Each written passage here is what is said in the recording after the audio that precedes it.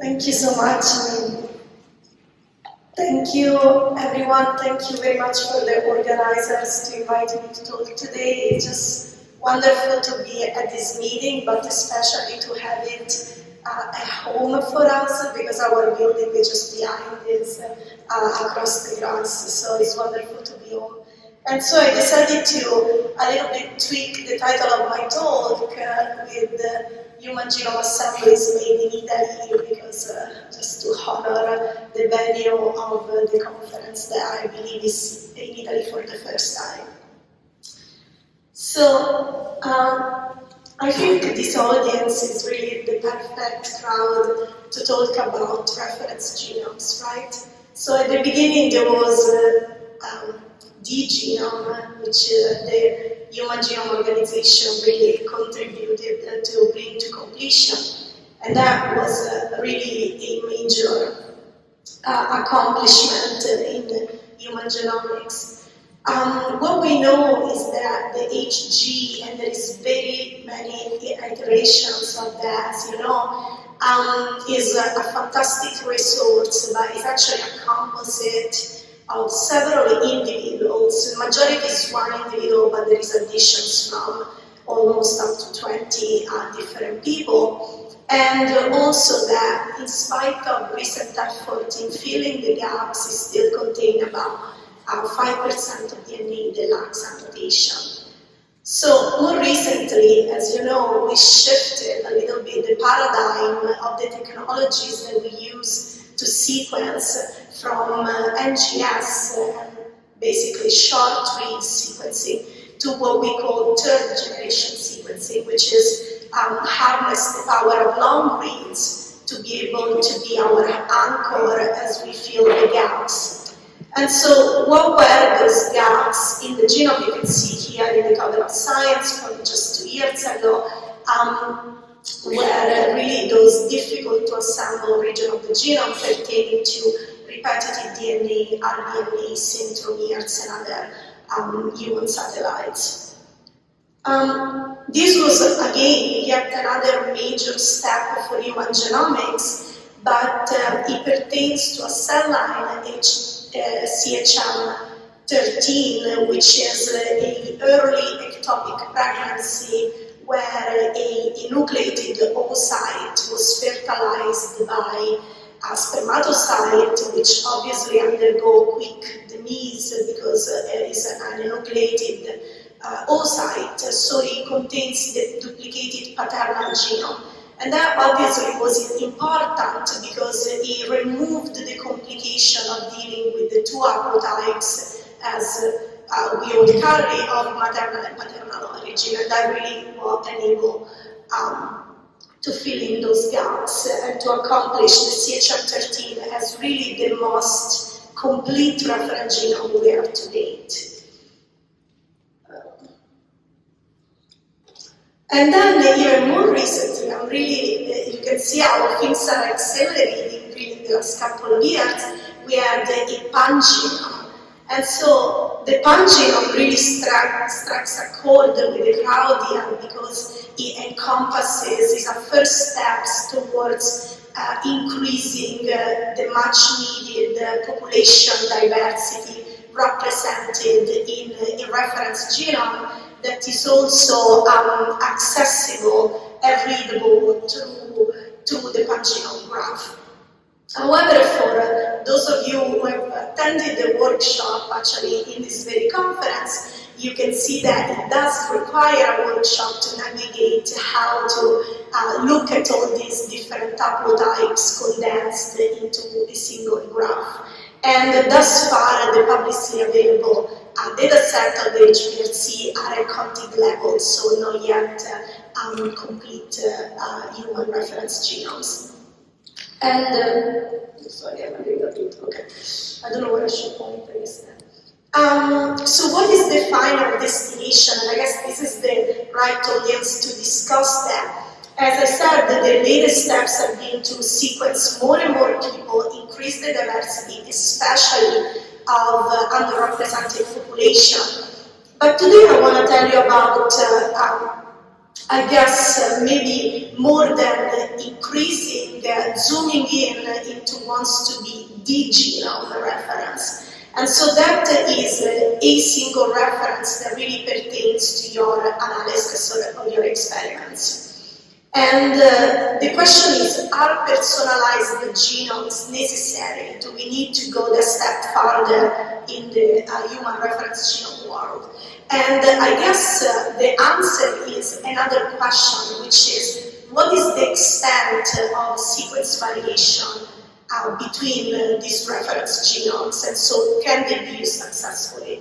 And if you look in the literature, we are kind of between history and the future here, because we are still left with this notion of 99.9% sequence identity, but is that really true? And so we go back to those gaps, right?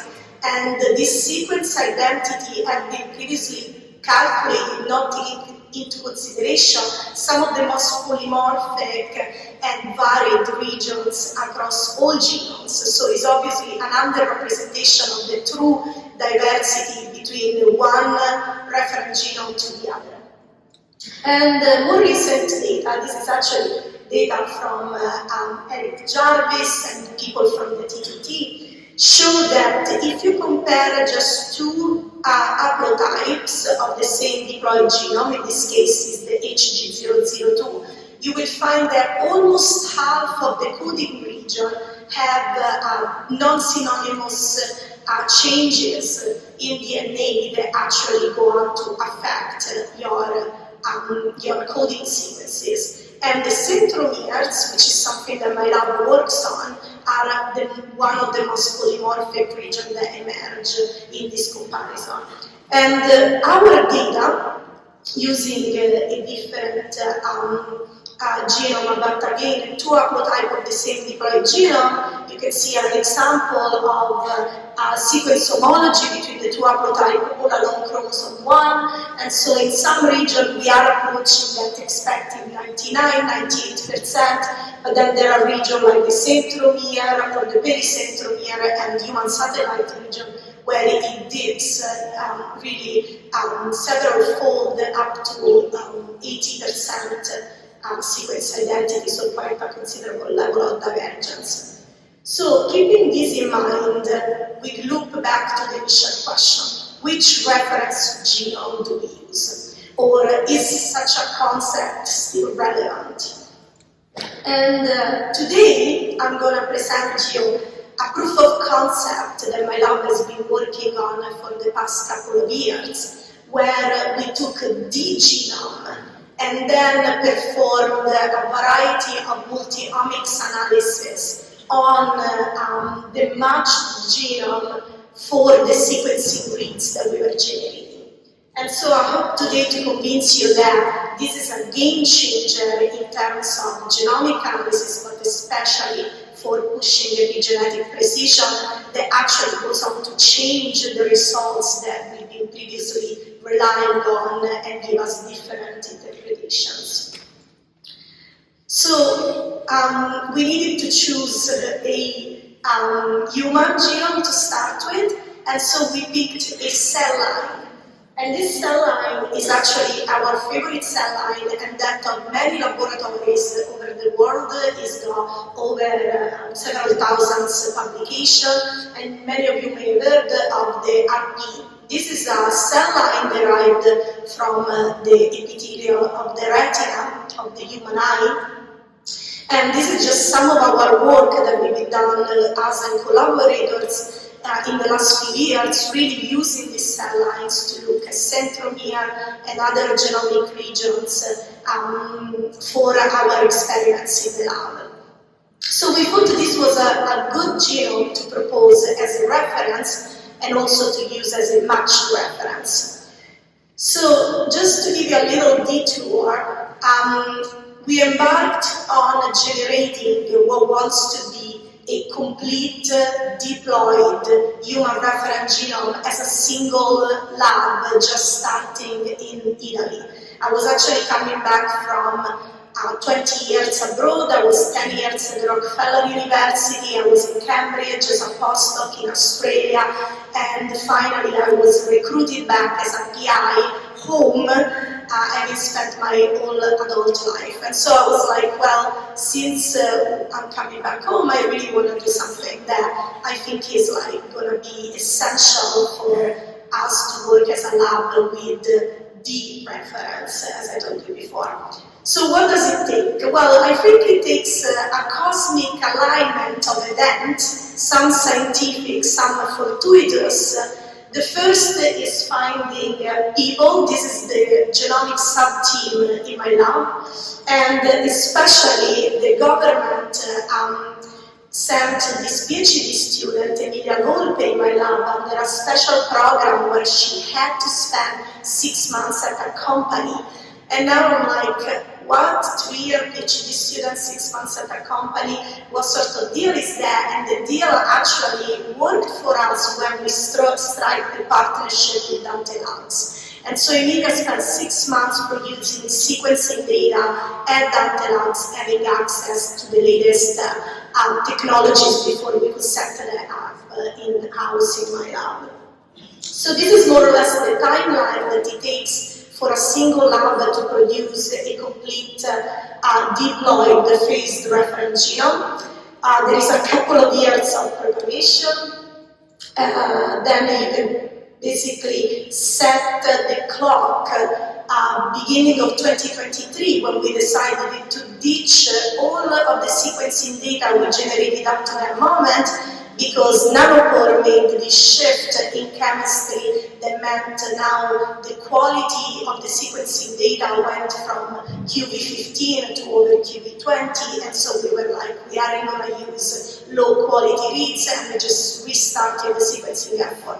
So beginning in 2023, we completed all nanopore sequencing and all sequencing with PacBio. So we are also using Illumina for some polishing, but mainly long reads. And again, I need to credit some strategic service provider like Harry Science Park and Dante Labs. And also, Emilia visited the Rockefeller University to learn from some of the experts how to phase this genome. And I will mention just briefly one slide, how do you phase a genome when you don't have the trio building information of parental origin, because this is a laboratory cell line and not an individual. And so we put kind of the stop at the version number 1 in October 2023, but now we have a version 1.1 with some curated gaps, as you will see. So as I said, we needed the sequences, and we also needed good sequences. And so we spent a long time optimizing in my lab to obtain truly ultra-long reads with Oxford Nanopore. And we are really happy to report that some of our latest run by some of the people in the audience from my lab have an average peak at 165 kb and peaks up to 1 megabase in size. And these are really, really important to anchor us through those difficult to assembly regions. And this is the phasing that I was telling you before. So in absence of the maternal and paternal information, you can still fully phase a genome, but obviously you cannot really assign at the moment maternal and paternal origin, except for the X chromosome with methylation. But you can phase it and say, this is your haplotype 1 and this is your haplotype 2 for each chromosome. And the way we did that was relying on high-C data and contact maps to really tell us where were the point of contacts and which reads belong to which haplotypes. Sorry, I'm not sure much of this was done in collaboration with the Rockefeller University. So this is what the final bandage graph of the genome looks like. You can see that we have all the chromosomes. We are left with just very few, very small unassigned, which we are filling up at the moment. And our genome looks good if you compare it to CHM13, the latest version of the human genome reference, HG38, or even the diploid T2T genome HG002, you can see that we have almost complete chromosomes. We actually have several T2T chromosomes, and we are now working with the rDNA, that is the part that is most difficult to phase, so we have a few acrocentrics that aren't T2T yet. And the quality of our genome is also very good in that we are over QV60 in terms of base accuracy for both haplotypes. I wanted to show you, we are using the latest assembler, we use iFiasm and ERCO. This is the latest genome we generated with ERCO 2.0, and it's interesting because actually it struggles with this translocation that is a stable marker chromosome in RP that has been widely reported. And I just thought it was very beautiful to share with this audience that these triplex structures comes from a segmental duplication of chromosome 10 that is translated onto chromosome X. But obviously, curating this genome, we now have the exact break point, the microdeletion in which regions is translating at base pair resolution represented in this reference as you will access it. So, yeah, as I said, we are a human centromere labs, so obviously we wanted to make sure all our centromeres were complete. And you can see that we have quite a wide array of sizes has been shown for centromeres across different chromosomes. But I drew this line to show that the longest centromeres in CHM13 is about 5 megabases, which is right around here. And you can see that we have several centromeres that actually look longer with a peak for about 8 megabases for one of the haplotype on chromosome 7. So you can see that there are several fold differences in size between the different haplotypes.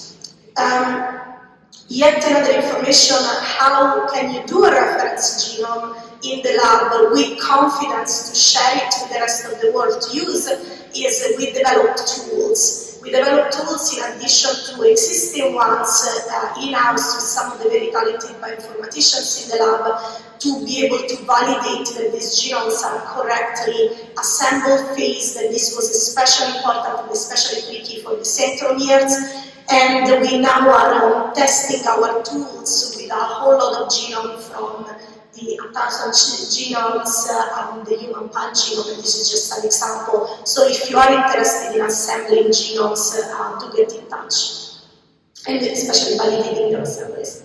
So back to what reference do I use? Back to the question, how different are different haplotypes that we use? And you can see here the comparison of the HAP1 and HAP2 of RP. And these lines, this is a genome-to-genome comparison by Siri, and this line just shows you different type of variations across the two different haplotypes, and you can see that the lines really flag the centromere region as one of the most varied between haplotypes. And obviously there are other regions of interest as well. So it was important for us to have this genome of RP to be able to analyze a whole host of experiments that we do in the lab. And I'm going to briefly show you some of our data in pushing the boundaries of epigenetic precision using the isogenomic genome. So the first is if you align reads to the genome versus a reference genome. So the top alignment is what we call isogenomic, the bottom alignment is to CHM13. You can see that the bottom alignment has several secondary alignment and several spikes. So the reads aren't the same, so they are not aligned correctly. The other thing that you see is that the coverage is doubled, and especially you are giving an opportunity to your sequencing read to choose which one of the two haplotypes they truly belong to. And so that's really valuable and unprecedented. This is just a graph to show you the increasing quality. So how did we harness this epigenetic precision? We really pushed the alignment quality, and we found that just when you align isogenomically, but by using no other reference genome, you can identify the exact site of the kinetochore by looking at the enrichment of the centromere-specific histone variants array.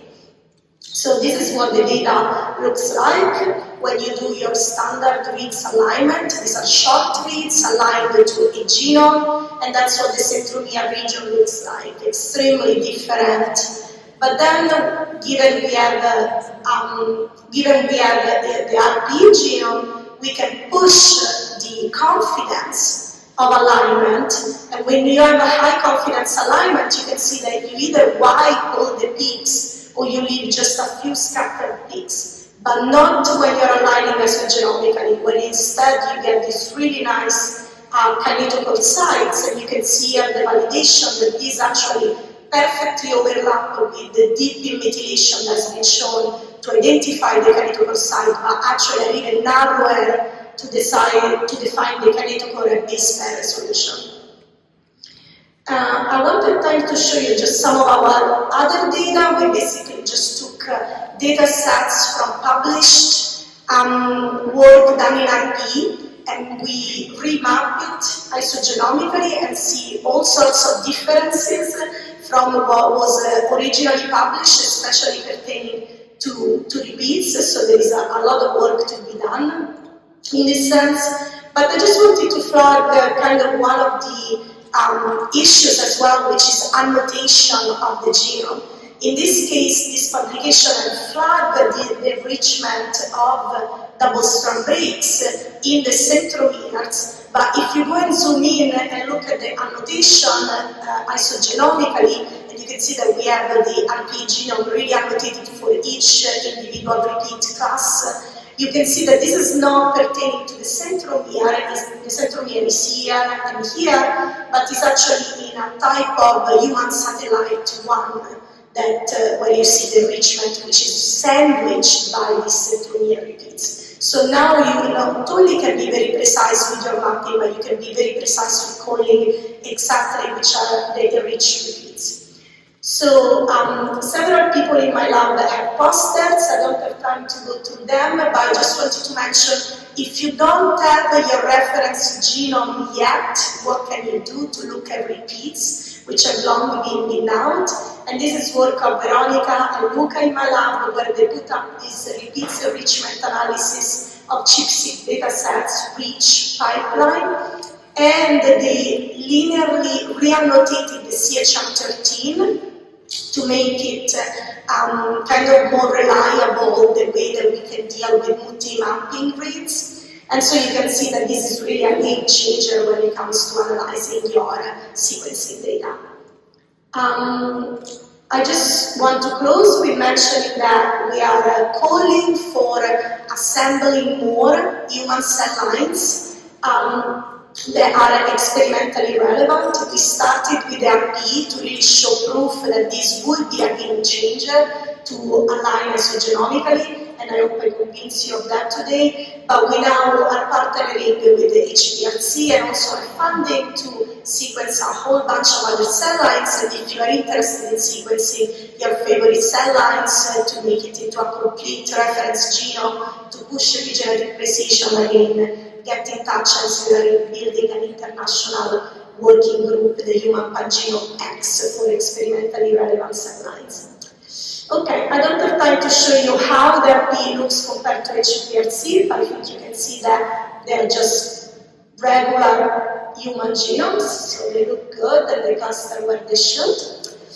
And I'm just going to thank you for your attention and close by saying that we are recruiting on an ERC grant starting at the end of the year, so if you enjoy this week in Rome, come and try it out for a few years. We have competitive match wages and other perks for you if you want to join. Thank you very much for your attention, and I'll take questions.